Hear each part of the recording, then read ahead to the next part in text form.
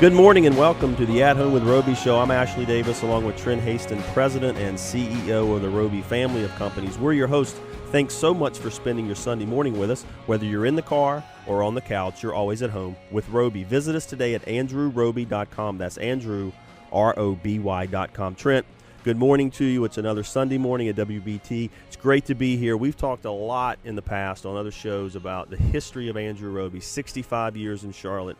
And today we're going to focus on that and also on the concept of generational family companies. We're going to have some friends of yours on the show. It's really going to be a great show talking about what makes a family business strong. Yeah, I have to say this is about our 8th month on the radio, and this is going to be our favorite show that we've done. To me, it means a lot to me because I'm very proud of being third generation in our business and really fourth if you count Mr. Roby prior to my grandfather, Glenn Haston. But we got a couple special people. Joe Beckenhauer, he's in a family business forum with me. He's out of Nebraska. He's a contractor. He's going to call in on the show. And then we have Mike Griffin, who is a fellow West Sider and part of the Griffin Brothers tire business. And the Griffin, they have a family of companies. They're in the landfill business. So it's just a really cool show. I always tell people, like, that haven't heard our show or like to listen to our show, I always ask them, number one, I always say, did you have fun? And hopefully they say, yeah. They might lie to me.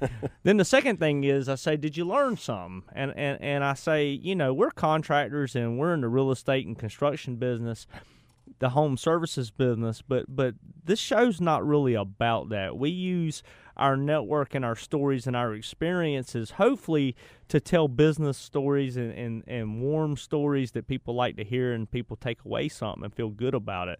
So I really think today with what we're going to have, and we hadn't even got there yet, I really think it's going to be a lot of that. I agree, and I was talking with Mike earlier out in the studio, out in front of the studio in the lobby, and there's a lot of folks in Charlotte that went to UNC Chapel Hill, and if you're out there, you're listening. Mike is very involved in the new family business center that they're putting together up there at the Keenan Flagler School of Business at Chapel Hill. So if you're listening, you want to hear more about that and his involvement. And Trent, I know you went to Carolina, and that's a special place for you.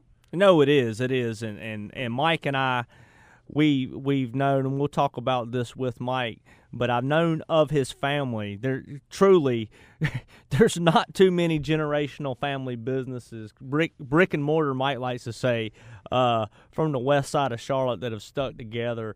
But when they do, they take a lot of pride. So I always have revered Mike and his family. And Mike is me and his family. He is the younger brother. He's partnered with his brother. He's very close to his dad. They all live in the Lake Norman area now. They bought and revitalized Pine Island Country Club. But it's pretty cool, too. Everybody knows I always have lived beside my mom and dad where I grew up. And Mike's brother, Mike lives with like a mile away, but his brother actually lives beside his dad. Right.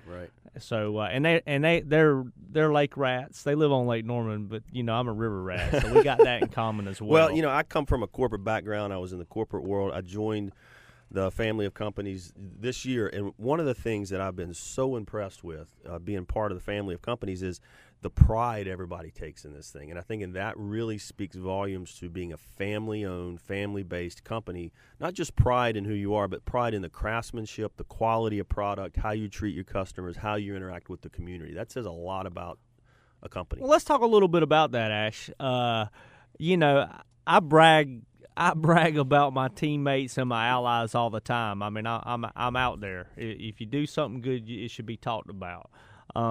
If you don't do something good, people will find out. You don't really need to talk about it. It'll rise to the top. But I always brag and have even more and more lately about how you've made the transition from corporate America, which you can be very successful and is great. And I study and revere corporate businesses, big businesses in America. But you've come to this grassroots entrepreneurial. I mean, we're 65 years, but every day is like a new crazy day. Is. And I don't know. From my standpoint, I see the excitement. I see how you've adapted and how you bought in. I just appreciate it. I mean, well, I appreciate the opportunity, and it's fun. It's fun to get up, be a part of something that when you go into the office or you meet a client or you're going to go out and walk a piece of land like we've done a couple times, what that vision can be in creating something that is going to last forever. That's what I enjoy, as opposed to, you're doing good things in the corporate world, and a lot of people do, but to have something that you're a part of that you can build from the ground up and then have it stand the test of time, 65 years. I know we're going to have Joe on in a little bit. His company's been around since the 1800s. That means something. Well, I tell you too, something that it's like the two double-edged sword is in my family business forum that Joe is in with me. Those guys kind of say, they joke, but seriously, that I'm a long-term greed guy. That I'm not looking for instant gratification. Our company's in it, our family's in it for forever and ever. Yep. And the results will come. With that, it takes a lot of faith. So though our business is very entrepreneurial, and you feel like when you do something, you change and you see results quickly. Mm-hmm. A lot of times in the moment, it's a long time. Yeah. You gotta sit on your hands and have faith. I always say, this is my analogy I like to use. Take this, write this down. Put your nose on the ground, just touching the ground, and let somebody tickle you. I'm a very ticklish guy. And you got to have the discipline to not bang your nose, jump up and bang your nose, get a bloody nose out of it. If you can do that, that's what you got to apply to business. You'll be successful in the long run, I promise. That's good. That's a great point. You got to stay patient and you got to stay focused. Yep. All right, folks. Trent, great talking with you. When we come back, we're going to be joined by Joe Beckenauer. He's a friend of the Roby family of companies out in Nebraska. He has a company, another family company, been around since 1878. You're listening to the At Home with Roby show. Visit us today at andrewroby.com. That's Andrew, ROBY.com. Or you can go to WBT.com and click on the At Home with Roby tab. Stay with us. We'll be right back.